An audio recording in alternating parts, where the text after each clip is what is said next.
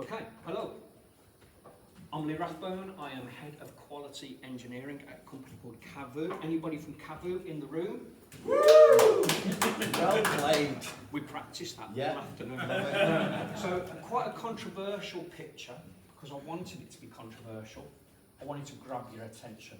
My talk tonight is around how I feel there is going to be a catastrophic disaster caused by AI. Breaking news, it's not going to be Terminator. I'm not mentioning Terminator tonight. This is something very, very different. But guess what? All of you in this room can stop this happening tonight. And I'm going to show you how. But to start with, there's a caveat. Although I'm going to be talking about AI, I am no AI expert. In fact, I'm an expert at nothing.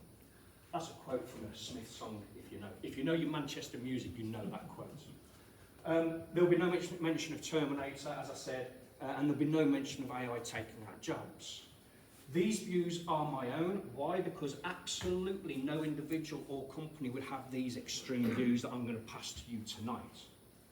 And there is no way, the big caveat here is there's no way I want a disaster to happen. But guess what? We're going to come out of this room tonight and you're going to be held responsible by me for stopping the disaster happening. There's nothing like a bit of added pressure, is there? Just to get focus. Okay. So, this is, who's heard of Ken Robinson? If you've not heard of him, just Google him, look at his TED talk around how creativity kills, how schools kill creativity.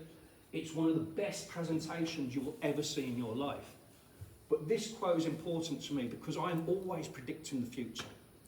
I've been doing it for about 10 years. I've been doing public speaking and I'll always go on stage and talk about predicting the future, but guess what? I get it wrong quite a lot. And I'll give you an example. I did this talk in 2016 and my prediction then was the mobile phone would die. I couldn't have been more wrong, could I? It's really prominent. My prediction was the mobile phone would submerge to be part of a layer of tech instead of being your primary device. I was very wrong with that prediction, but you never know, it might happen in the next 10 years. But there's just an example of where I'm trying to predict the future, I'm trying to give nuggets out. But guess what? I'm going to be wrong every now and again, and I might be wrong about my prediction about this disaster that might happen. So, the agenda for today, there's no introduction. Why? I never do introductions. I'm going to build some credibility in the room in the next 3-4 minutes. Why? Because I'm going to predict the future. I'm not Elon Musk, I'm not Steve Jobs. I cannot just stand up in front of you and have instant credibility. I've got to try and build it. So the way I'm going to do that is I'm going to show you my period through tech and working on cutting edge technology that is now mainstream. Then I'm going to predict the future. Then I'm going to highlight the focus that has been in tech for the last 26 years. So if you've been in tech as long as me, you'll know that there's been a swing in focus through time. I'm going to highlight those. Why? Because I'm going to highlight where the focus will be if this disaster takes place. And then I'm going to talk about the splitting of the atom. Then I'll finish off with what can we do to avert this disaster, and I'll just summarise everything very nicely. Well, I hope it's very nicely. So I'm going to go take you through 3-4 minutes of building some credibility. So first of all, if I had to summarise my 26 years, and I'm sorry it's cut off on the top, if I had to summarise my 26 years in tech, it'd be with these 4 pictures. So Firestarter, that represents the innovation in me.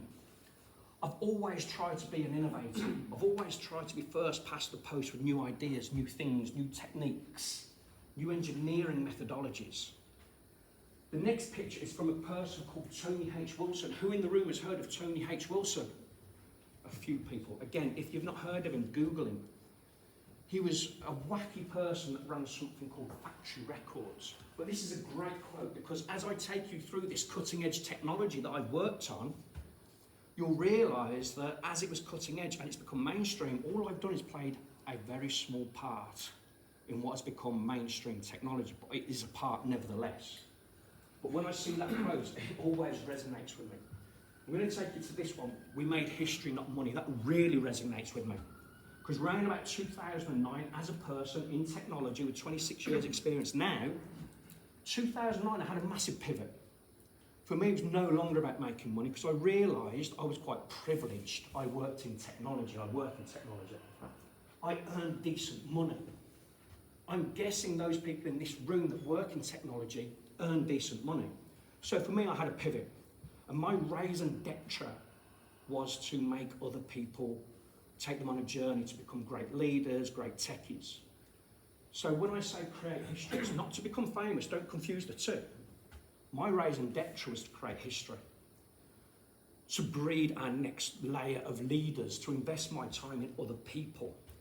And one example is 2015, I started Liverpool Tester Gathering, which was a tech meetup in Liverpool.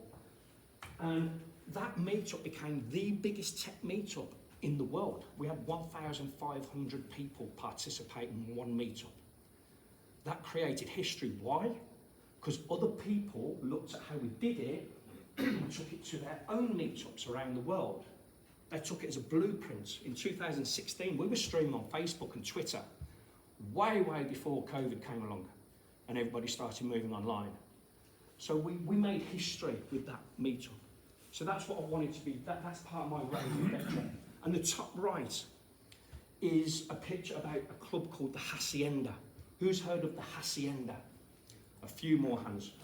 This is a massive part of Manchester. This is a massive part of Manchester culture. And it's built off the punk mentality. The punk mentality is about being individualistic. It's about being a little bit rebellious. It's about being anti-establishment to a certain extent. And that club represents everything about me. I'm not here to make money. I'll give you an example. They built that club, the Hacienda. It was built for people that love music, by people that love music. The meetup I started was a meetup run by techies for techies. I took a lot of inspiration from the way the Hacienda and Factory Records was run, because they were different. They felt different. And their DNA is in this city to this day. So, I want to now talk to you about some cutting edge technology I've worked on in order to build that credibility. 1999. Who was in tech in 1999 in the room? Who was not born in 1999? Because I'm finding quite a few. Oh, there, yeah. Okay. There was a hand that went up. I'm not going to draw attention to that one hand, but okay. Does anybody remember Windrunner? Yeah, cool. So I ran my first automation test using Windrunner. That might sound like a small thing, but we take UI automation as mainstream now, don't we? It's not cutting edge, it's like it's there. So in 1999, there I am using that thing. Horrible. 2002, I worked on something called MMS. But not just that, me and 8 engineers in Warrington, of all places, became the centre of gravity for a disruptor moment. We became the first engineering team to send the world's first MMS around a handset that would be accepted around the world, regardless of the manufacturer and across every operator. Interoperability. What did that mean? The operators could make money. But the essence of MMS is important. The essence of MMS is sending a video or a sound or a picture to another humanoid from one humanoid using a handset. You might think, so? That's what these platforms are. So although the technology is different in MMS to what these use, the essence of what these folks are doing now was born in a room in Warrington in 2002. Who'd have thought that? Warrington of all places. And something else magical was happening in Warrington, because in 2003 I joined this fabulous company. Who remembers Sony Ericsson? Yes! Right, this was the world's first touchscreen smartphone. It wasn't. Who thought Apple was the first touchscreen? Come on, hold your hands up. No hands are going to go up now, Alex. I'll put that up. Okay. This is that. This is the world's first touchscreen smartphone. This is 21 years old, and when the battery is charged, yes, it still starts up. The battery's flat, so I'm not going to start it up. But this was cutting edge, right? Proper. I didn't realise at the time. I was like, oh, this is a nice bit of tech. I didn't realise this was going to shape the world. Hands up who does not have a touchscreen smartphone in their pocket right now. Or somewhere else in the office, because you might not have it in your pocket, you might have it somewhere else. Everyone's got one. 10 years after this date, touchscreen smartphones were the critical mass. They were mainstream. But this is just another piece of cutting edge technology I worked on, just like this in 2005, the world's first smartwatch. Who's got a smartwatch? quite a few hands. There is the world's first smartwatch, and there is the world's first smartwatch. That sits in a safe at home. There's only 10 made. But this still felt like cutting edge technology to me. I was like, wow, this is pretty cool. This feels different. I didn't know it was going to become mainstream. And then 2007, I moved to something called progressive downloading and DRM. I was working on them separately, not realising they would combine to be the foundations for streaming. Who uses one of those streaming services? It's everyone, right? I don't know anybody that doesn't. So it's mainstream. And the last one to build credibility is PlayStation, where I worked on 3D gaming, the PlayStation Move, which we won't talk about because it was shocking. I worked on augmented reality, and I worked on the VR headset in 2011 in San Francisco when it was still in its infancy. So I'm hoping now I've built a little bit of credibility before I now predict the future. Because this quote really resonates with me. Sometimes when you're working on something as a techie, and I guarantee you will all do this, you don't realise you're working in, like you're creating history. You really don't. You just get on with it because it's your job.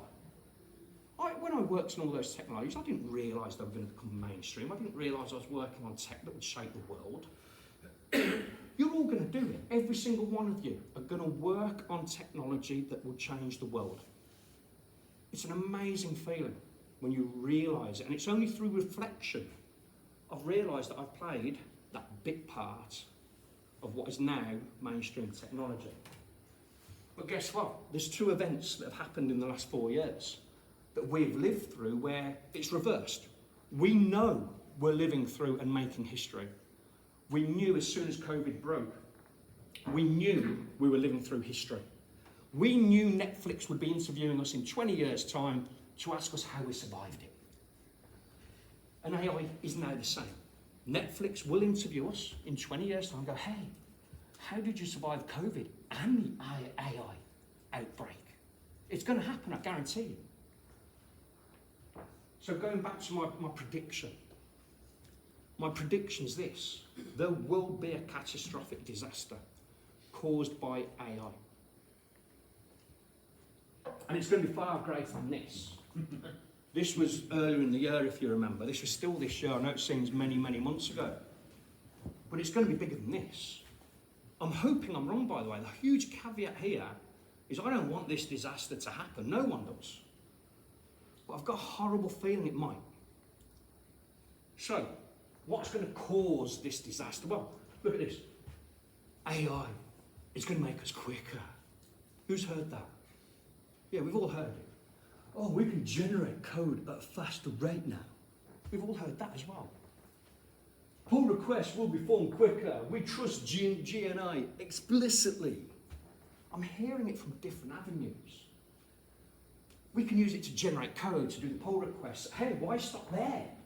We can use AI to do the tests. We can use AI to do the pipelines. We can use AI to put it live. Because we're lazy. We're not lazy. It's because we're mistrusting.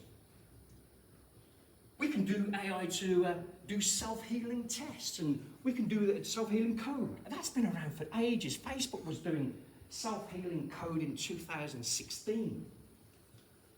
This is the main bit, right? This is what's going to cause it. This is my prediction. We will put code live at a faster rate than any other period we've lived through to this date. The tacit knowledge of the code by humanoids, people in this room, will reduce as we use AI, Gen AI, more and more. And we will sacrifice, this is not new, none of these problems are new. We will sacrifice quality over speed and cost. That's the old project management triangle, isn't it? It's been around since 1960. And it's a bizarre love triangle, isn't it? These three things, if anybody gets the New Order reference there, by the way, I know I was talking New Order earlier. This is what's going to cause it, and this is what's going to even accelerate it. We all know CEOs and C-suite, they report back to shareholders, stakeholders, people that own the companies. We've seen it happen for centuries where those stakeholders put CEOs under pressure to make money, to give the dividends. Money talks. That's a 1980s song. It's quite good, actually.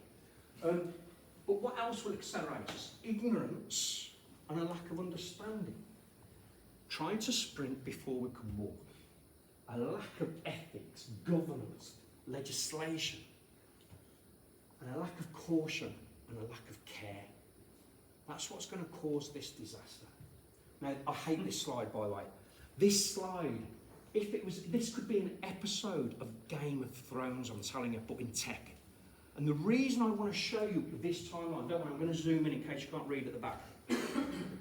This shows how power has swung within tech through the 26 years I've been in it.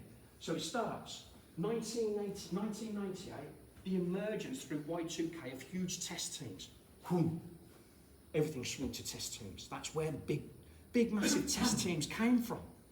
Why? Because in Y2K, they employed lots and lots of people to do lots of testing. What happens when you do lots of testing? You find lots of bugs.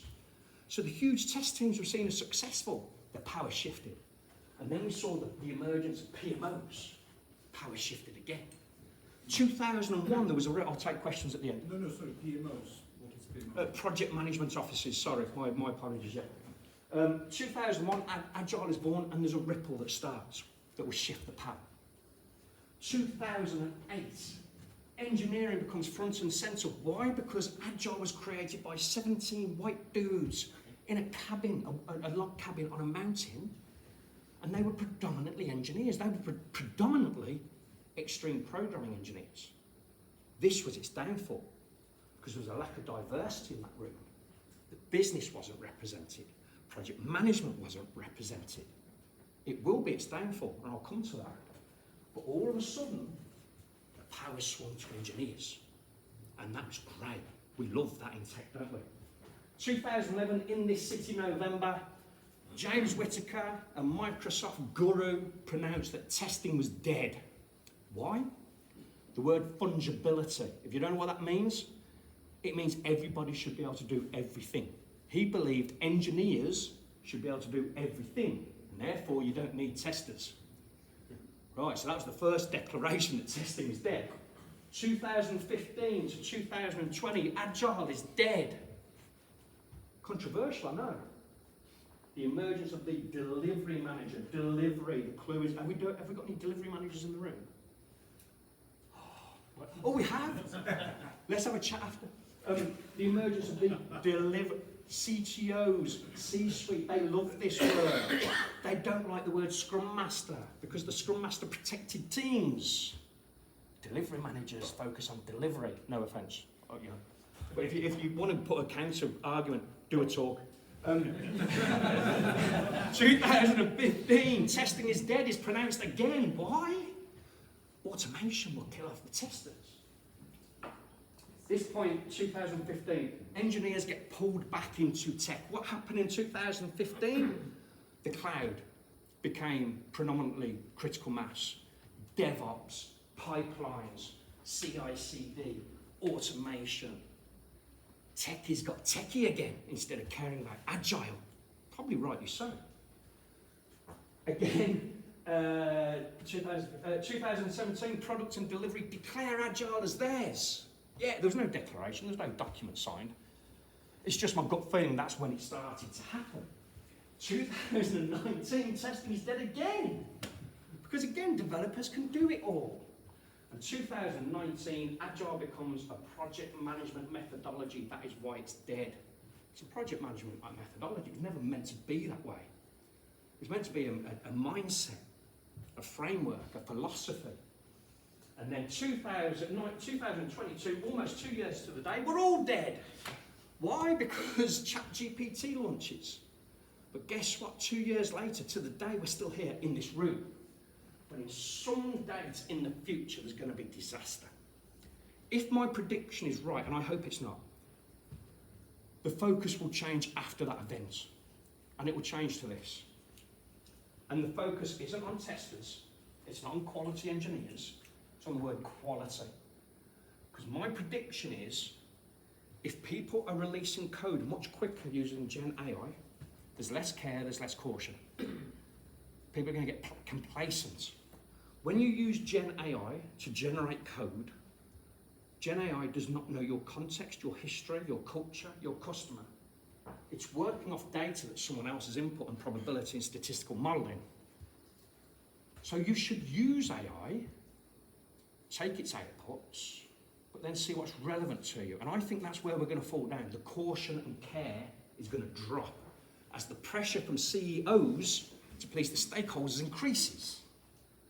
So what can we do now to avert this disaster? So, remember I mentioned the splitting of the atom? In 1917, here in Manchester, some very clever people split the atom for the first time. That was the first time in this city that atom split. There's been 2 other instances where that atom has been split in this city. The other one is in 1976 when the Sex Pistols played in this city in front of 50 people, and the blast radius from that concert created the following. Simply Red were created. We can discard that one. The Smiths, New Order, Buzzcocks, Factory Records emerged. That created the culture that you're living in right now. The next blast radius, Happy Monday, Stone Roses, the Hacienda nightclub. The next blast radius, Oasis. I could keep going. But the Manchester swagger that has become famous, which is why some tech companies probably came to this city along with its engineering background, all came from that splitting of the atom. And the next splitting of the atom is in this room. And I'll tell you why. For this concert, there was 50 people in the room, of which 15 went on to become inspirational and change the world. Let's put it at that. There's probably 50 people in this room. When people are asked, were you at this concert? 5,000 people go, yeah, I was at that concert, because they want to be associated with the splitting of the atom. Now then, if we can come out of this room and stop this disaster happening, the splitting of the atom, that famous moment, these 50 people, not me, you will never remember my name, but you might remember the message I'm passing to you. And you might come out of this room, and you might go back to work, and you might change the way your work think about AI, using caution, care, thinking quality, thinking of your customer. But I've got more tips and hints. Right. This is a picture from Cavoo. At Cavoo, anybody from Cavoo in the room? Oh, Christ, you're meant to keep the energy up, for God's sake. Okay. Too many pizzas. Right. So at Cavoo, we try and treat AI as a member of the team. What does that mean? Well, if you imagine a workshop where you've got 10 people, you might take 10% from person 1, 10% from person 2, nothing from person 3, 20% from person 4. You never, very rarely go to a workshop and take 100% from one person. So what we do, we actually had a workshop today. And in that workshop, we went, oh, let's ask AI, just like we'd ask Bob or Jennifer. Right, we treat it as a member of the team, and we never treat it verbatim. We see what it's used and we go, do we want to use that, yes or no? Sometimes we take it, sometimes we take some of it, sometimes we take 0 of it. But we're showing care and caution. This is the main thing. Make AI part of your team, not the team. There's other things. There's some roles that I think need to be created for AI in the future. And these are all very corporate-y, right? These are all like, it's almost as if, I don't know, Gen AI created these. But the top one, you can go on LinkedIn right now and find prompt engineer jobs. So they're a thing already. The head of AI strategy. I sent my CTO a message 2 weeks ago, and I said, I'm applying for a new job at Cavoo. And he went, are you? I went, yeah. I'm applying for head of AI. You know, you just need to crack on with your job, Leigh. And I was like, okay. But it just shows he's not thinking yet.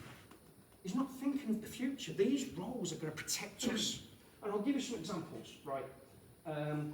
Privacy and security. I'm sure you're interested in that one. Sorry, pointing at Paul. He's going to talk later about security. Compliance officer. All of these combined, the one I love is this one. The AI reliability engineer. Preventing catastrophic failures. Hello, my best friend. These roles, if we put these in place, these are all new. We don't have these roles. We don't know what the job descriptions look like yet. But if we treat AI as a member of the team, if we get the right roles in place to protect the company, the customer, that show that there's care and caution and quality in place, then I do believe we're in a better place and this disaster might not happen.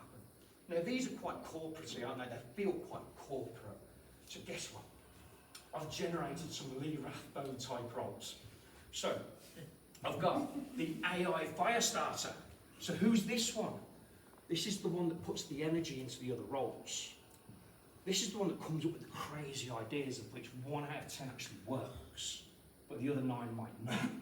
Every company needs their fire starters, regardless of AI.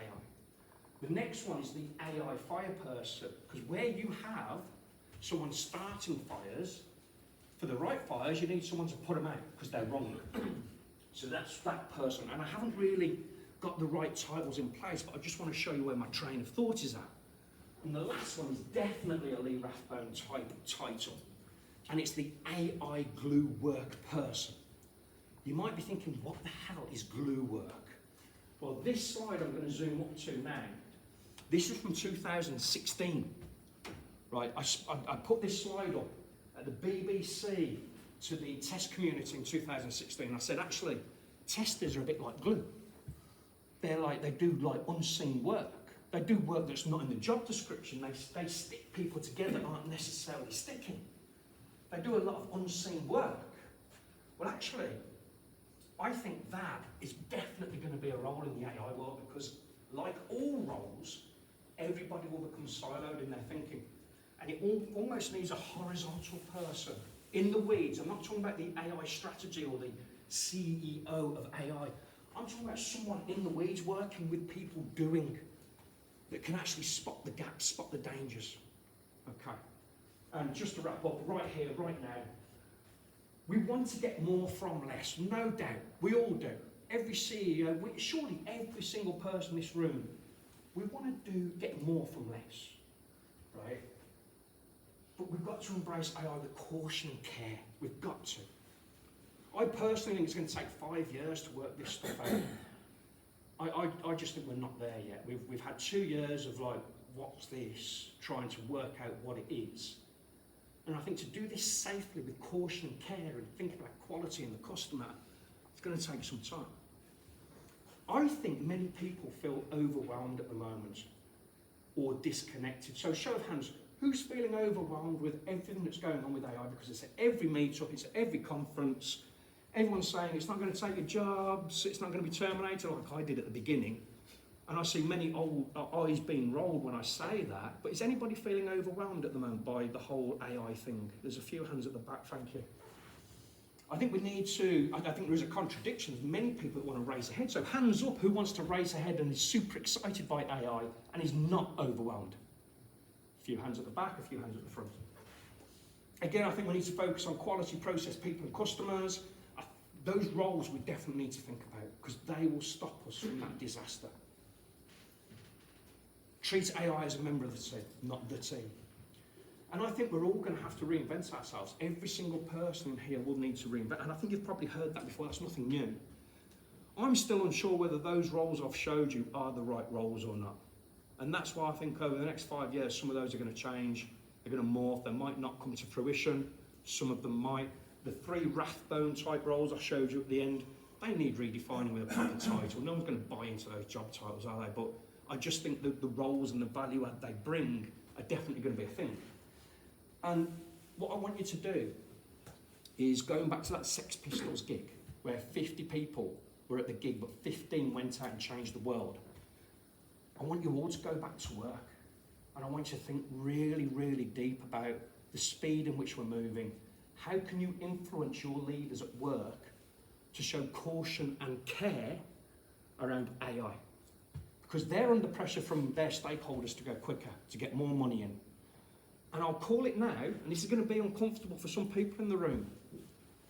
Some of these people that will maybe bypass ethics or legislation won't be in this country, but they might work for some service providers, some agencies, some consultancies that are all about the money, chasing the dollar, and there might be some unethical actions that take place that bypass anything we try to put in place. How we stop that, I don't know. I genuinely don't know. But that was my 4-hour talk in, I think, 20 minutes. Yeah. Was it about 20 minutes? It was. Okay, right, so it was meant to be 15, my apologies. But that concludes my talk. If you want to reach out to me on LinkedIn, I'm Leigh Rathbone, funnily enough, on LinkedIn. If you want me on Twitter, you'll find me on Twitter as well. If you want to have a further chat about anything, absolutely happy to do that. Great.